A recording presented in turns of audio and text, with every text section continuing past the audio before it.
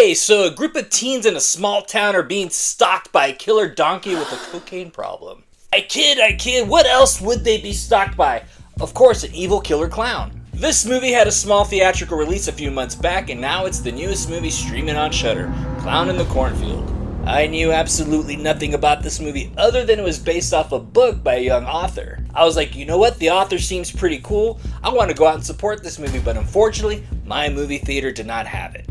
I'm glad I saw this movie at home because if I would have seen it at the theater, I would have left pissed off! The movie itself kind of felt like a parody because it had like this generic 90s vibe.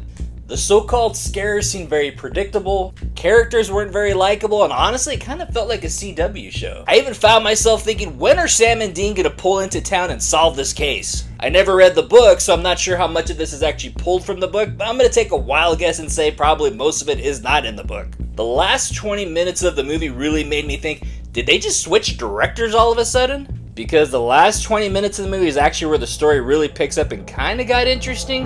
Nothing really new or groundbreaking, and it did actually feel like an episode of Supernatural. I will say the last 20 minutes of this movie actually save it from being a complete waste of time.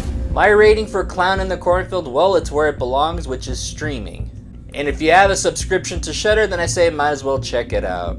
So that was my review for Clown in the Cornfield. I didn't love it, didn't hate it, I just won't remember it in 24 hours. But like I always say, people, just because I don't like something doesn't mean you don't have to. Alright, Clown in the Cornfield, did you see it in the movie theater or is this your first time seeing it at home?